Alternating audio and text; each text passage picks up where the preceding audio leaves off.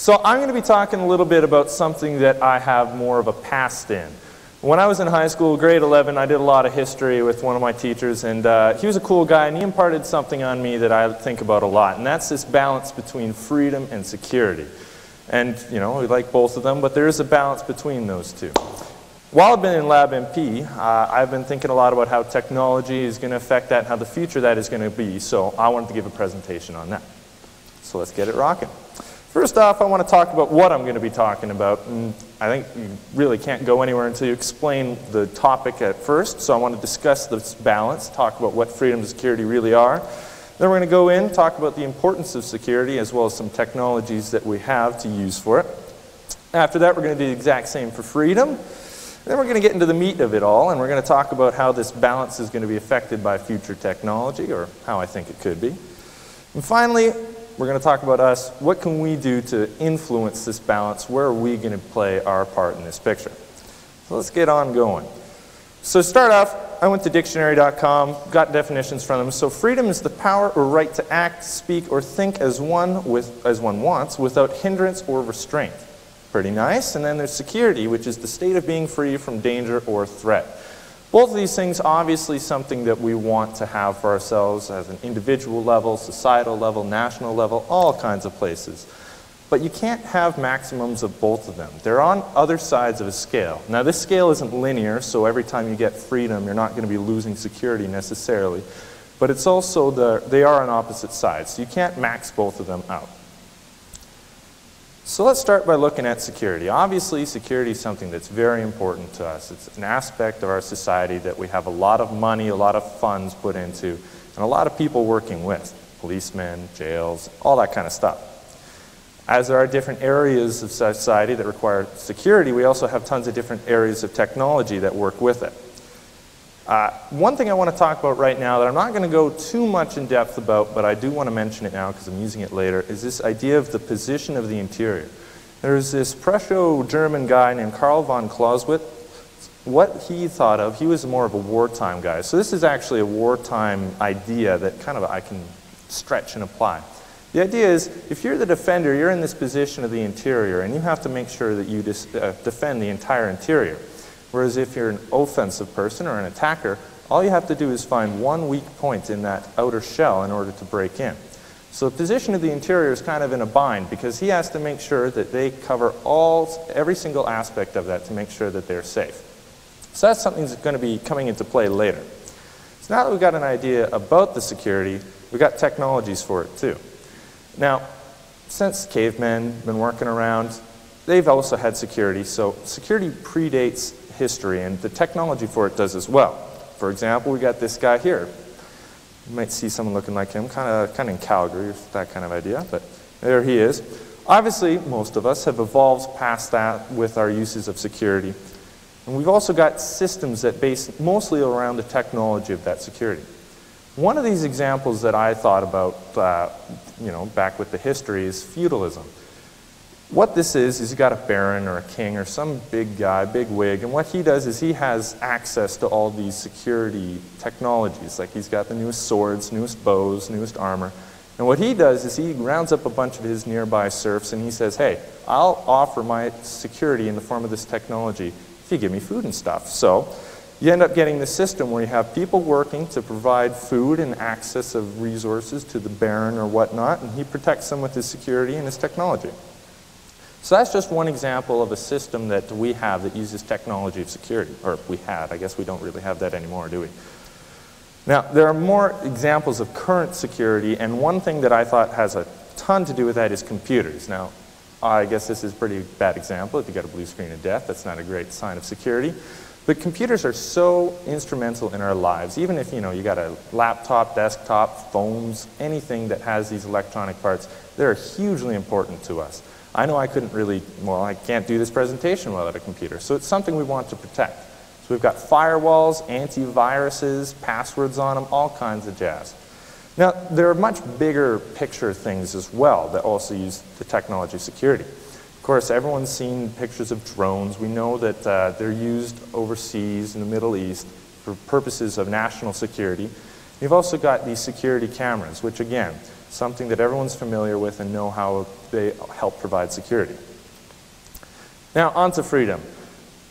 I didn't even know if I really needed to include a slide about why we would want freedom. I mean, come on, it's the best thing ever, right? In fact, it's so important to us, it's recognized by the UN as a fundamental right. So it's obviously very important for us. Now, I looked at Google, I looked up Google images of freedom, and apparently freedom roughly boils down to silhouettes of people on the beach during a sunset. But I didn't think that would work perfectly, so I actually chose something else. This, of course, is a picture about the French Revolution, okay? And what that was, it was a big movement because France was kind of pissed off with everything. So they decided, let's take this into our own hands. We want some more liberty and freedom, equality, fraternity, all that. And that's what helped, that's one of those prime examples of how we desire freedom in our lives. Now on to the technology of that.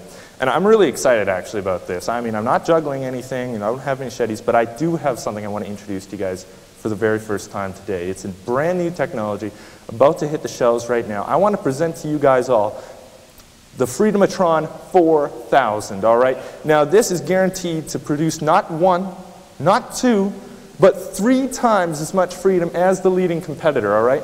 Now you can see the green part in there. Okay, I'm just kidding. Obviously this isn't something that's real, right? There aren't any technologies that are, you know, those big, like, freedom, buy this now, you will get freedom. It's more that we have technologies that give us access to our resources, that give us freedom of choice. For instance, back when we were in feudalism, if you wanted to listen to some music, you go find yourself a bard, you know, maybe he plays some good songs, maybe you can request something. Nowadays, all I got to do is I got to pull up my headphones, plug them into my iPod, we're good to go. Now, after that, if you wanted to watch some action, you know, maybe a little comedy, you'd have to go find Shakespeare wherever he's at and ask him to put on a play. Now, we can even watch movies from the comfort of our homes thanks to, oh, sorry, that's not supposed to be there. All right, thanks to the powers of stuff like Netflix. So obviously we've had a lot of technological advances that help us out with security. Now, one thing that I want to go into is that it's not just about ease of living and whatnot. In some countries, there are restrictions on things such as internet, lots of firewalls. We have examples of programs now that are offered and they're readily available where you can bypass these firewalls in order to access things you want. So not security, but technology can also be used to kind of bypass security in order to allow for freedom. All right, let's get into the fun stuff. Back to that interior position I was talking about. When you have more new technologies coming in, it affects that balance, all right? Because if you have a new idea, you have a new thing that can be used to enter into that interior position. So of course then security needs to be able to account for that. Vice versa, if you have a new security technology, it's going to affect how that interior position can defend itself, and you need to rebalance things like that. So, like I said, more technology needs to, more balancing needing to be done. So, let's say you add the Freedomatron 4000. What are you going to do to make sure that balances by adding to the other side? Now, I want to get into actual examples. Enough of the Freedomatron 4000. Okay, I might talk about it later. But anyways, driving cars. We've talked about them in class a whole ton. We got the Google driving car right here. It works. It's been used. They're cool things that actually do happen. We're talking future here, though. I'm tired of this car. It's bulky. I don't like it. So what we're going to do is we're going to get a brand new car here. Pinwheel animation works every time. Now, this car is self-driven, which is awesome. It has no less than 2.5 billion horsepower. And with that combined with its lovely exterior, that is a guaranteed chick magnet. So, this car, beautiful thing. So, definitely a cool thing. This is an awesome thing. It gives me freedom, lots of cool stuff. But I want to go look at it seriously, okay?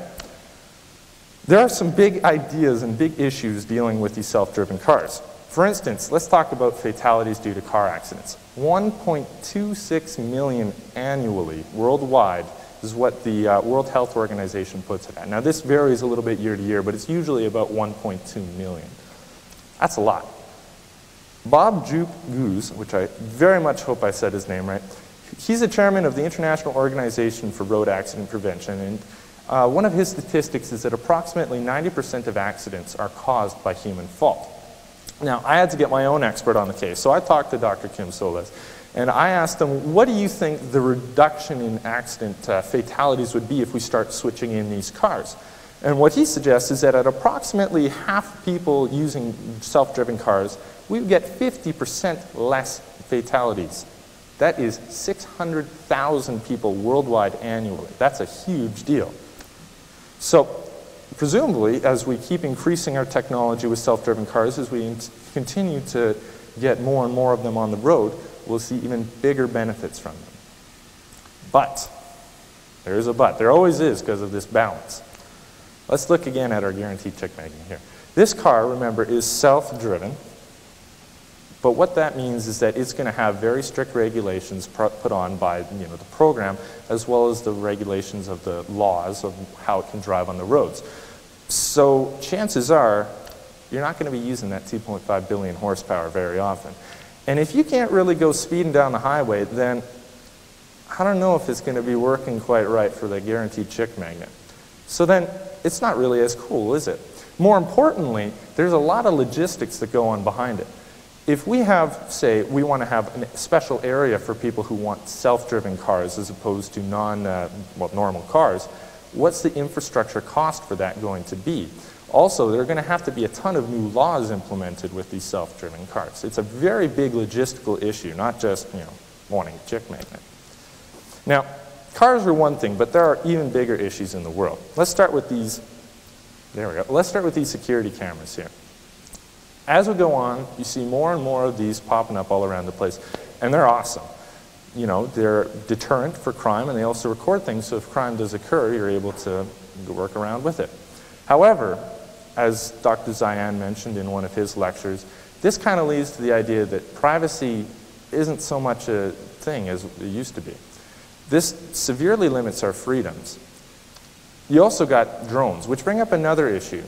Use of drones provides a lot for, well, not necessarily ours, but for the United States national security. It provides a whole lot of benefit for them. But it devastates the freedom of the people that are having these drones used on them, and their security as well. As you can see, if one of those guys shoots something at you, it's not going to be pretty. So what happens in the future when that guy gets smaller and this guy gets smaller and better at what it does? It's going to need even more balancing between things to make sure that we have a good area of freedom as well as security. Now, there's another idea, and don't worry, Alfred Hitchcock doesn't come into it. What the idea is that this black swan event, what that refers to is things that we cannot guess what will happen, but big ideas that do end up happening. Say 9/11 is an example of a black swan event. It's something that you cannot look at and say, okay, this is something that foreseeable will happen. Let's plan against it. But it is something that did happen. Take, for instance, the idea of nanotech gray goo. It's not exactly something that's on everyone's mind, but it is a black swan event that could very well happen.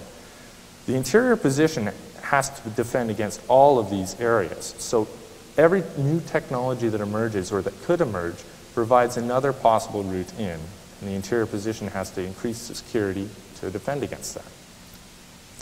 Okay, so enough about that. Let's talk about us. What are we going to do about this? I did a lot of Googling, and I had fun with it, looked up a bunch of crazy theories and stuff like that, and I found three very important things, I think. Number one, there is a ton of information out there, a lot. I mean, everything I've learned today is completely new to me, and from machete juggling to brain interfaces, it's a ton of things out there that I don't know. Number two, which relates to that, is that I'll never, unfortunately, be able to juggle machetes. So there's a ton of information out there that we either don't know or cannot know, which leads into another thing. The Illuminati actually control absolutely everything. All right, I'm just kidding about that one. But the idea behind that is there are people with points of view that lead to the idea that there is such an organization and they do control everything. There are so many little bits of information and ideas in the world that we just don't know about that could lead us to entirely different conclusions. In fact, one of the people I looked up on some Illuminati website, I don't remember, there's this fellow named David Icke, which I hope his last name is pronounced as. He mentioned that brainwashing is actually already a technology that is used today, which is kind of scary until he mentioned that every time you turn on the TV, you're being brainwashed. which makes you think. If we're only seeing all the knowledge that is being presented to us, what about that knowledge that we don't even know exists? How are we going to know that? That's why I think it's very important to know that there is tons of stuff that we just don't know about. That brings us to what we can actually do. It's our responsibility to care for the future. That's why we're all here today. Future Day, I mean, I'm doing it for a bit of a mark, but that's different. We want to make sure that we're prepared for the future, that we know what's going on, that we're all prepared, equipped with our future ties and future shirts.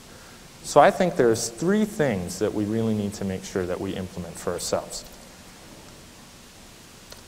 First, we need to learn. Like I said, there's tons of information. I've gone over this 100 times. There's no way you'll ever find out everything about the world. And knowledge is power, and that's definite. Once you do have this knowledge, though, there's the second step, wherein you have to decide. Knowing things isn't going to be worth anything unless you're able to decide a proper route by which to go. Thirdly, we have to act. On the way here, I thought of a quote, which I'm definitely going to get wrong, and I know I don't know who it's from, but what it is that the best way to predict the future is to shape it yourself. That's where acting comes in. Now, acting could be anything from voting, working politically, campaigning, anything you like. It's important to make sure that your voice is known and that others know as well, that there is things, or are things, that you need to think about in the world. So, we don't have the, I know, I said it would be back. We don't have the Freedomatron 4000, but we do have is ourselves, our groups here. What we can do is we can make sure that we find the correct balance between the two of us, or between security and freedom, in order to create a society that works well for us. Now, of course, there isn't a perfect balance for everyone. That's why there are different forms of government. Different countries prefer freedom over security or security over freedom. It's important then that we learn what we like and decide about it, and then we can act on it. And I appreciate you guys all letting me infringe upon your freedom of thought for a little while here. If you have any questions, please let me know, and thank you very much for listening. Okay, any questions? Yes, Nikolai. You must have a few. I'd like to address the assumption. Uh-oh. Well, which I share, and I'm not sure why. Well, the assumption that that privacy is somehow essential to freedom. I mean, in theory, if everybody knows what everybody else is doing, we could still all be free to do whatever the heck we want. Yeah, you're free to do what you want. Yeah. It doesn't matter if someone knows. That's something that I had another tangential topic that I kind of wanted to talk about, but then I'd be more or less doubling the length of it. It comes to the fact that if everything that you do is well known, it's a lot easier to kind of control that. Take, for example, one thing. I was in a sociology class about criminology last semester, and the example that was brought up was IKEA. And IKEA is very carefully planned and laid out so that they know if you want this thing, they're going to put it over here. And usually if you want this, you want something else, they're going to put it over here as well. And they're also going to put that way at the back of the store. So you have to go in the entrance, go all around the place, upstairs, yada, yada, yada. It's privacy itself, not having privacy is not directly included with not having freedom. But if everything you do is known, I find that it's easier to account for that, and agencies like IKEA, in this example, the big bad IKEA, or governments are able to plan for that, and they're able to control what you experience or what you're influenced by. So that's just kind of my idea. But I agree with you. I don't think that having no privacy necessarily means you have no freedom. Thank you. So other questions? I hope that made sense. Come on. There must be. I do actually not have the detailed specs for the Freedomatron 4000 here, but if you want, let me know. I'll get an email to you guys. No, just kidding. So this front row has no question? No? I thought I planted you guys with questions. I didn't want to ask. This is more so for my interest. Earlier on, when you Sure. brought up the example of self-driven cars, you talked to a professor, Dr. Solez, that he predicted or assumed, came to the conclusion Yeah. that accidents would be reduced by 50%. Under what assumptions did he make that conclusion? Well, Or yeah, the details of that. he, that's one, he's put more detail in the actual email he sent me, but, you know, for time constraints and whatnot, I No, decided to the dismount, but- self-driving car, its problems don't kill people. They're sort of stupid problems, like it can't tell if there's a mattress on the highway, can't do driving in snow and on ice and things like that, and it can't tell what to do if there's a policeman standing in the center of the road and gesturing, right? But aside from that, it's much, much safer than the regular car. So if you put 50% self-driving cars and 50% regular cars out there, probably the self-driving cars wouldn't kill anyone. They'd have these stupid problems that I'm talking about of not recognizing mattresses and policemen. But so you can assume that there wouldn't be any lethal accidents caused by those cars. Now, that would thin out the other cars. So what I said is that actually you might reduce lethal accidents by more than 50%, just because the regular cars would be separated in some instances by, you know, self-driving cars. So you don't know it would be exactly 50%. It's also predicted that although lethal accidents with self-driving cars would be very rare, that when the first one occurred, it would get enormous legal attention, and everybody would be talking about it. So, you know, it'll be a really big deal. But it probably will be a very, very rare thing. Another thing, kind of on the topic but a bit tangential, is if indeed these self-driving cars are so vastly more safe than human-driven cars, why would we ever allow human-driven cars in the first place? Which really, I mean, it's great. If you can remove 1.2 million people dying every year, it's wonderful. But then what about these car collectors who have their Ferraris, their Porsches? What are they going to do? What about the chick magnet car? You're not supposed to drive that because, you know, the risks outweigh the benefits, then that's a bit of freedom that you're losing. So that's one thing that I definitely thought about while I was going through these slides. So, yeah. I guess the other thing that always comes up is cost and, you know, elitism. How accessible will these be? At first they'll be very expensive, and then when more people purchase them, the cost will plummet. But we don't know exactly how that's going to work, right? So.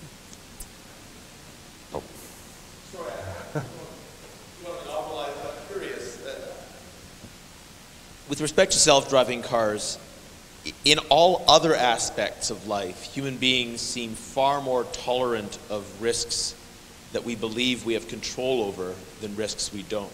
Mm-hmm. A 1 in a million chance of getting cancer from the drinking water is unacceptable, but that won't make me stop smoking. Wouldn't that be a huge... I mean, doesn't that relate directly to what you're saying about the balance between freedom and security? And doesn't it mean that we have an instinctive desire to have far greater freedom, even at the cost kind of the idea that, security? Self-driven cars, there's X% chance that they might get in an accident.